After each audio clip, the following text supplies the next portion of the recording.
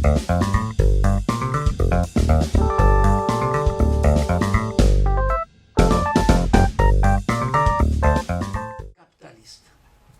E ela pode adquirir um caráter anticapitalista.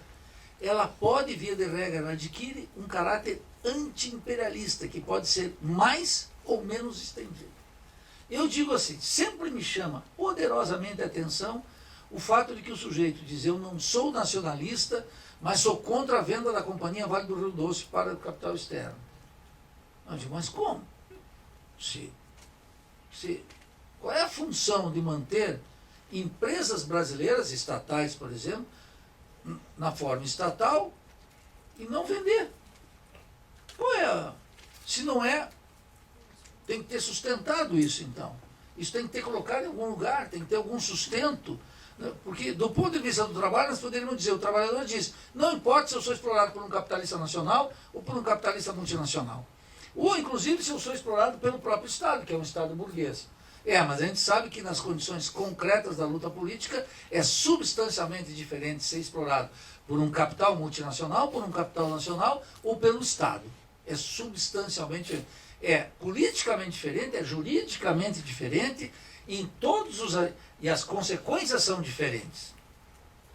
Entendeu? Então eu diria que tem que ter uma resposta para esse tema. É claro, todos aqueles que dizem o seguinte, olha, eu tenho muito temor da política nacionalista, eu diria, na verdade tem temor do nacionalismo burguês. E tem um nacionalismo burguês, e queria dizer mais, é um nacionalismo burguês dominante. No nacionalismo latino-americano, o nacionalismo é dominante, o nacionalismo burguês. É ele que dá as cartas. Então ele dá as cartas, ora, a favor do Estado, que favorece o capital essencialmente, ou ora em favor dos capitalistas privados e, portanto, favorece o sistema capitalista. Uma política nacionalista não necessariamente debilita o sistema, mas uma política nacionalista que impede o fluxo de valor para fora, ela tocou numa política anti-imperialista muito clara. Ela bate nas raízes do sistema. E aí ela exige das forças nacionalistas que elas atuem, não demagogicamente, que elas atuem batendo no nervo do sistema. O nacionalismo revolucionário, portanto, se define, em primeiro lugar, pelo aquele nacionalismo, aquelas forças políticas que são capazes de impedir essa transferência de valor produzido aqui para fora. A despeito de sabermos como vai ser a apropriação desse valor e como vai ser feito o uso desse valor dentro do Estado Nacional. Mas nós teríamos que reconhecer, pelo menos teoricamente, isso não tenho dúvida nenhuma, que esse nacionalismo que se apropria desse excedente aqui, ele bate numa das regras de ouro do sistema. E, portanto, ele cumpre uma função anticapitalista, antissistêmica, assim, essencial. Esse seria, digamos, o primeiro ponto para desenvolver o tema do nacionalismo. Segundo, que não me parece... Bom, vamos pegar um exemplo contundente disso. A renda da terra estava crescendo. O que os chineses fizeram? Os chineses vieram aqui na América Latina, vieram aqui no Brasil e começaram a comprar terras. E começaram a comprar, onde deu, eles começaram a comprar terra. De repente, a presidente Dilma, que não é chegada a nenhum surto nacionalista, embora tenha sido brisolista, o que ela fez? Proibiu a venda de terras a estrangeiros. Como uma forma de dizer assim, a propriedade da terra permite a produção de valor e uma exportação do valor que de outra forma está impedida. Então o que a presidente soltou um decreto e proibiu a venda de terra para estrangeiros. Decreto não, uma medida provisória. Lançou uma medida provisória, daquelas que não vai ser nunca votada, então já entra em vigência, etc., que é 90 dias, né? 90 dias. Professor, também assim, essa questão da lei da terra, isso já havia essa proibição, o estrangeiro teria uma certa limitação, teria uma certa cota. Sim. Só. Quer dizer, é lei em cima de lei. Apareceu, por exemplo, uma das críticas à venda da companhia que tinha capital estrangeiro, e o capital estrangeiro está regulado, ele tem limites para a compra de terras. Então estaria ali ele participando de uma as reservas da Companhia do Rio Doce excediam o que a legislação permitia. Isso sempre existiu, mas de qualquer forma quer dizer, uma medida como essa é uma medida que toca nesse mecanismo fundamental. Então, desde a perspectiva da teoria marxista da dependência, em que a transferência de valor é algo essencial, o nacionalismo, quando bate nisso, bate num mecanismo essencial da acumulação de capital e, portanto, assume uma função antissistêmica e, eu diria, anticapitalista. Isso nos permite, portanto, concluir que nem todo nacionalismo é burguês. E é por isso, aí vem um segundo aspecto. Agora, por que esse nacionalismo é burguês? Vamos verificar o seguinte. É porque, de maneira cosmética, de maneira demagógica, sem substância, a esquerda, historicamente, sobretudo pós-ditadura, aqui, entregou a bandeira do nacionalismo para a direita. Vou dar um exemplo disso, que foi, não o junho de 2013, mas as manifestações pelo impeachment foram manifestações atravessadas pela bandeira verde e amarela, e saíram aquelas ordens quase que em defesa da nação, e todo mundo que nem está, eu, por exemplo, que não derramava lágrimas pelo impeachment da presidente Dilma, nenhuma, nada. Fiquei ali vendo, dizendo o seguinte, é claro que aquilo era apavorante, vendo aquelas massas entoando o hino nacional em favor da queda de uma presidente que, obviamente, teria implicações contra a vida dos trabalhadores muito claras, mais acentuadas do que aquelas produzidas pela própria ex-presidente, que era o programa de ajuste dela. Ela já fazia um programa de ajuste que afetava duramente os trabalhadores. E a queda dela implicaria em dizer assim, bom, agora vai ser um Deus nos acuda, como de fato está ocorrendo. Agora, isso foi feito durante muito tempo, quase que em defesa da nação. Os caras iam lá, pegavam aquelas forças políticas, pegavam a bandeira e etc. E começavam com aquela frase, que dito para alguns aqui, eles gostariam, que é o seguinte, vá para Cuba. Vá para Cuba. Então vai para Cuba, seu comunista, e vá para Venezuela, e não sei para onde. Era para todos esses países aí, bolivarianos, etc. e tal. Que é o seguinte, aí já é uma exploração mais grotesca, mas igualmente eficaz, de afirmação desse nacionalismo de direita que é dominante.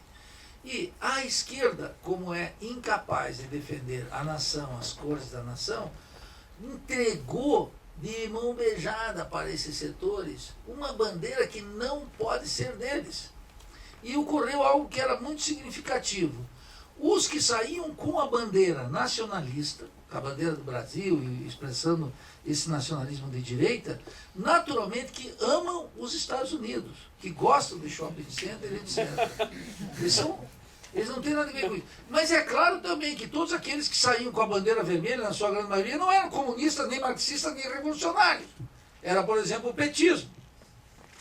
Então eu vi assim, os caras que estão com a bandeira vermelha não são comunistas, e os caras que estão com a bandeira vermelha e amarela não são nacionalistas. Muito claro, ficou muito claro. E o problema é que aquela defesa da nação era contra nós. Se eu saísse na rua, seria massacrado. Se eles identificam, né? Você que não foi para Venezuela, Cuba, agora morte aqui, me executavam na beira-mar norte, lá em Floripa. Não ia ter nenhuma chance. Como é que tu explica esse fenômeno? Porque a esquerda, em geral, não reivindica o nacionalismo como força. Eu sei que isso. Agora vejam, por exemplo, num outro terreno, que é fundamental, que é a disputa pelo terreno da cultura, em geral, no sentido mais amplo. Isso afeta, por exemplo, o padrão alimentar. Isso afeta, por exemplo, o consumo de bens culturais, música, rádio, cinema, televisão, etc. e tal. Vou dar um pequeno exemplo cotidiano para mostrar como é que é isso. Naquele almoço que eu fazia, naquele churrasco que eu fiz na minha casa, em que eu não saí na foto, que eu contei aqui, que era um almoço do dia da votação, e todo mundo estava na minha casa, tinha votado na Dilma, eu não tinha votado. Primeiro eles duvidaram, no silêncio da urna, tu deve ter votado. Eu disse, não tem, não vou. E eu não saí na foto. Aí começou uma discussão e eu defendi uma política nacionalista. E estavam lá, eram jornalistas, escritores, esse pessoal. E esse pessoal é muito dado ao pluralismo, tem que deixar tudo livre, não pode ter controle. E eu defendendo a política nacionalista, ele disse, mas como é que você vai fazer? Eu falei, cara, pegue a frase que os artistas usam de maneira muito bocó, tem espaço para todos. E ele me disse, tem espaço para todos a cultura. Eu fui olhar na minha cozinha, peguei um rádio, coloquei em cima da mesa e falei assim, vocês vão ver o quê? Vou ligar aqui. Aí comecei a passar as FMs. E era tudo música internacional. Eles dizem música internacional. Não se cantava em francês, nem em árabe, nem em espanhol, nada. Era só English from United States. Tudo. Nem na Inglaterra tinha um rockzinho vagabundo lá tocando. Era só essas músicas melosas que vem. E eu passei assim, umas 8. E eu falei assim, tá vendo aqui, ó? O que é o espaço para todos? Esse massacre de manhã, à tarde e à noite.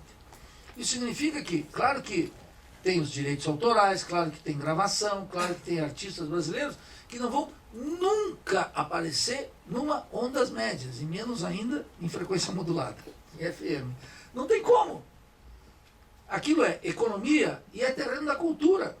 Se fosse uma música internacional, se eu ligasse lá e escutasse Jorge Drexler, do Uruguai, e depois escutasse o último cantor palestino, sei lá, cantando não sei o quê, e um francês, para dar também aquela chanson horrorosa, que ele é muito mau gosto, mas também tem um francesinho lá, e tá bom, para dar um certo ar, assim, internacional. Ali primeira, né?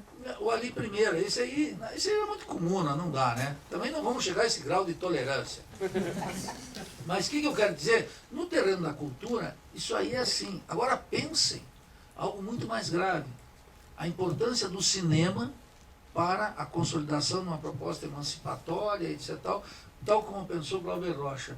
E observem que o dado, se não estou equivocado, é 90 e poucos % das salas de cinema estão nas mãos do capital estrangeiro.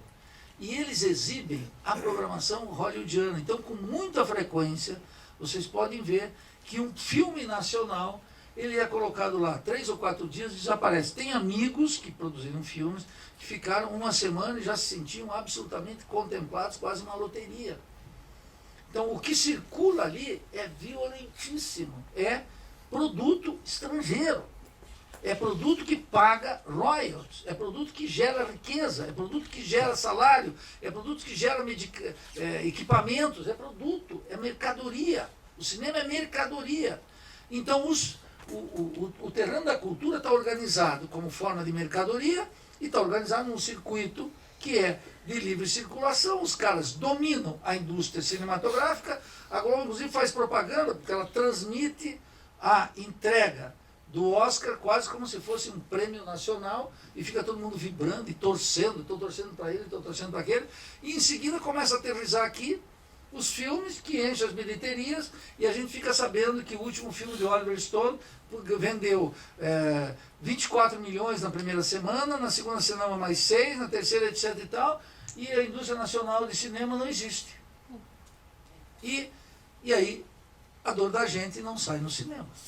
Não tem identidade, não tem cultura, não tem coisa alguma. Então eu digo o seguinte, a política nacionalista, ela está destinada a tocar nisso, ela bate no nervo da indústria cultural, que é a mercadoria que complica o lado de lá e que abre aqui, nesse caso em particular, não é só de produção de mercadoria aqui, porque no terreno do cinema, da cultura, da música, da literatura, das editoras, afirma-se possibilidades culturais emancipatórias muito maiores do que produção de frango e maionese aqui de empresas brasileiras, muito mais sensíveis. Então, quer dizer, nesse contexto, tem um povo aí que está organizando, o Ailton, o Fábio, etc., um debate em agosto lá no SESC, que eu venho aqui para falar sobre dependência e cultura, não é? Que tem um lastro muito grande sobre isso aí. Então, no terreno da cultura, o que está acontecendo? Esse internacionalismo, ele é um internacionalismo colonizante de maneira muito intensa. E uma política nacionalista, por mais forte, sistemática que seja, ela tem como adversário a indústria cultural dos países centrais, que é gigantesca, gigantesca.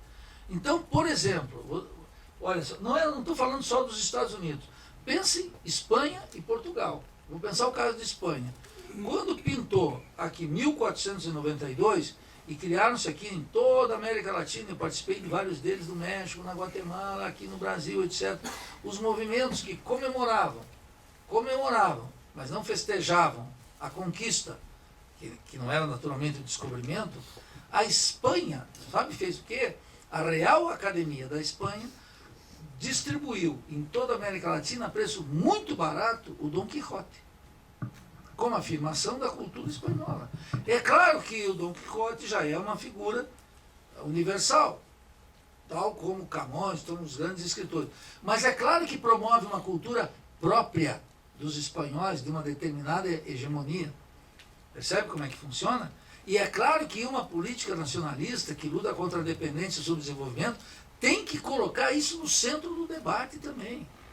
Imagine agora em que a televisão joga esse papel que tem, que o cinema joga esse papel que tem, e que as chamadas redes sociais tão inofensivas, e alguns ainda acham tão emancipatórias, o que se consome ali, se não os produtos culturais produzidos pela indústria cultural?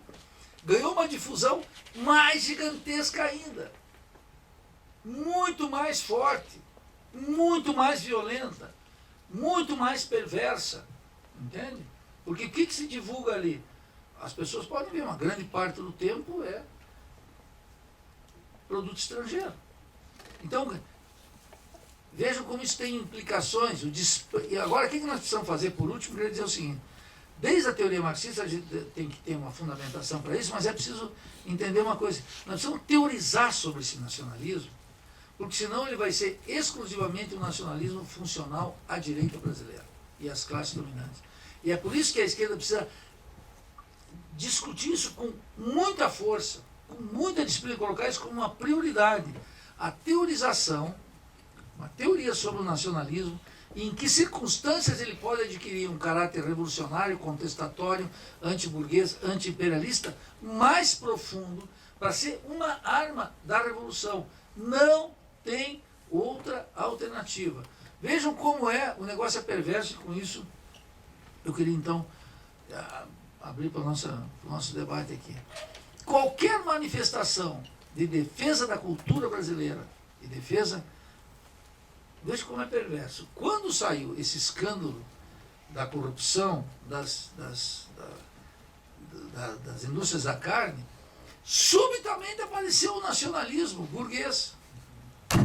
O sujeito que é a favor dos Estados Unidos completamente e que canta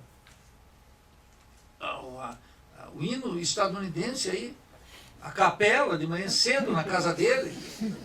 O sujeito saiu em defesa das empresas nacionais brasileiras. E como se ridiculariza qualquer coisa que seja em defesa da cultura nacional. Vou dar só um exemplo. Quando o deputado Aldo Rebelo, ele era meu amigo no movimento estudantil, depois virou do governo, ele já não é que não é meu amigo, eu não encontrei mais. O Aldo começou a discutir o problema do idioma e o uso de palavras estrangeiras no idioma, no português.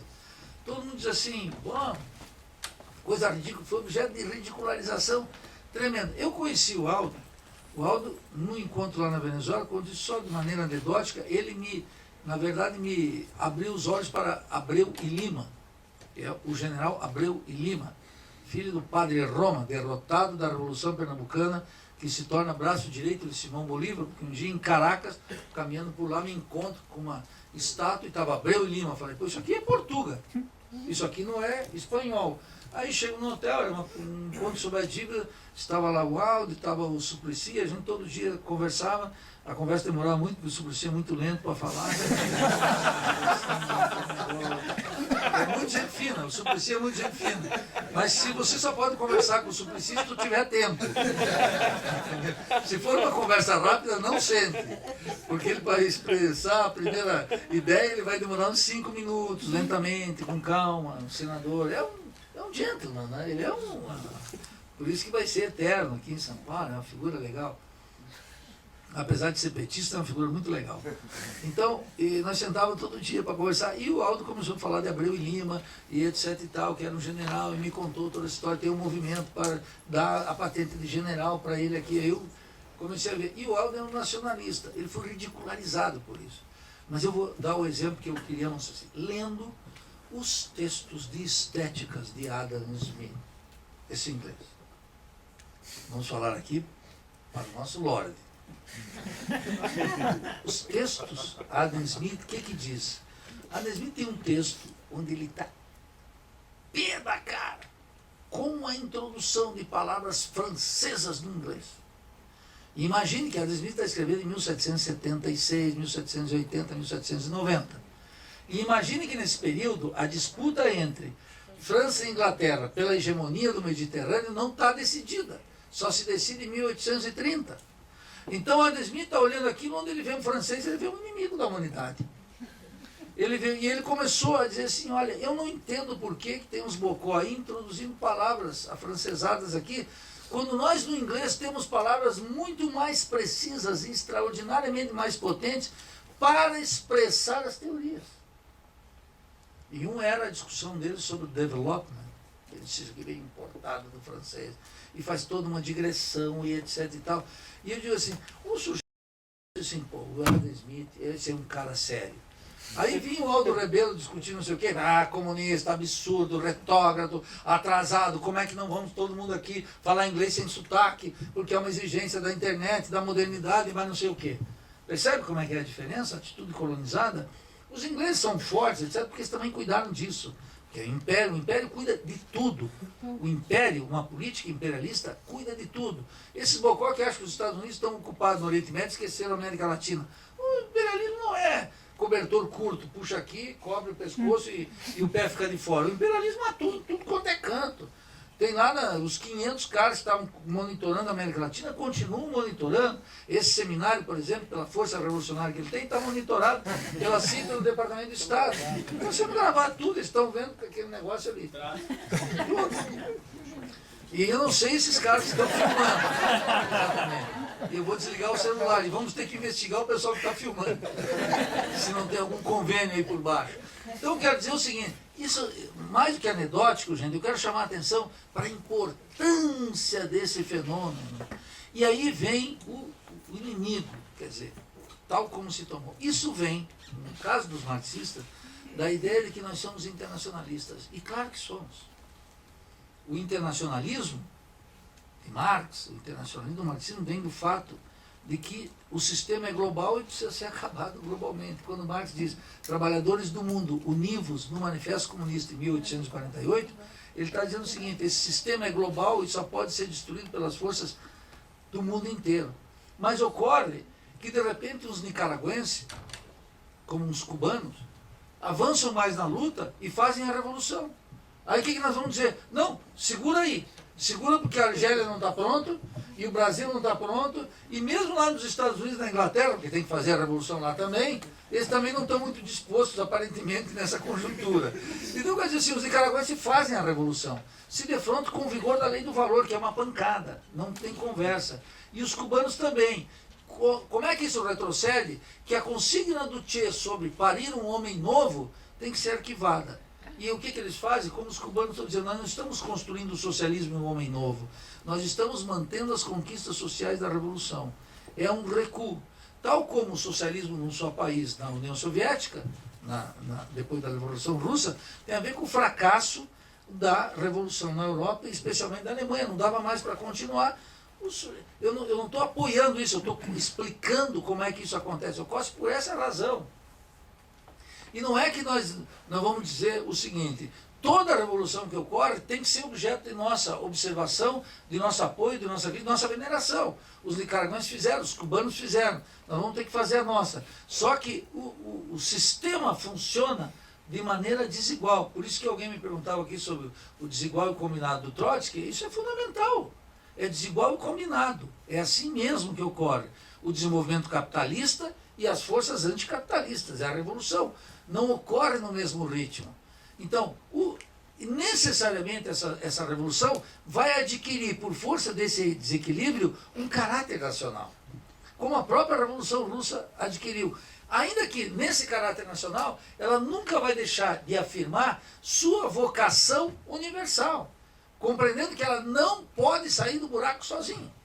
Por isso que nós dizíamos aqui na América Latina, na herança a qual eu participo, Nós não dizíamos lá nos anos 50 e 60, naturalmente eu não dizia isso ainda. Eu dizia quase nada nos anos 60. Era a revolução é socialista ou caricatura de revolução, e a revolução tem que ser continental. Não tem como. Por isso que no tema da interpretação marxista aqui na América Latina, o tema da pátria grande, de Nuestra América, é fundamental. Não dá para fazer uma revolução só num único país. Vai ter que adquirir uma dimensão continental. Por que isso aqui é mais fácil? Tem um passado comum, mesmo condicionamento, mesma dinâmica, e etc. e tal, e dá para fazer. Percebe? E por isso que quando o pêndulo latino-americano vai um pouco para a direita, vai tudo um pouco para a direita, e quando vai para a esquerda, vai um pouco para a esquerda, etc. Então, esse é o tempo. Por isso que o nacionalismo é uma peça constitutiva, e vocês podem ficar com todas as desconfianças. A única coisa que eu exijo, porque a realidade está exigindo, é que se tenha uma reflexão sistemática sobre o nacionalismo. E a possibilidade de um nacionalismo burguês não controlar as lutas sociais, nem orientar política ideologicamente, mas que no seu lugar nasça um nacionalismo revolucionário que vai valorizar a cultura nacional extraordinariamente, de forma tão inédita, que é a única possibilidade de alguém, dono completo da sua própria cultura, do seu próprio desenvolvimento, entender a cultura dos outros. Entendeu? Grande parte aqui no terreno da cultura, concluo com isso, é que as pessoas são mais devotas da cultura musical gringa de maneira abobada, e consome um monte de produto ruim, porque sequer sabe da qualidade da música brasileira. É impressionante como se ignora Villa-Lobos, da mesma forma como é impressionante como se ignora Glauber Rocha como critério estético do cinema. E como, em consequência, se gosta de qualquer produto de quinta categoria que vem de lá. Se nós estivéssemos armados desse critério estético aqui com muito mais força, seríamos muito mais seletivos da cultura gringa, da cultura francesa, da cultura... e poderíamos entendê-los melhor e pegar o que tem de melhor no lado de lá. E não pegar o lixo e a mercadoria que vem do lado de lá.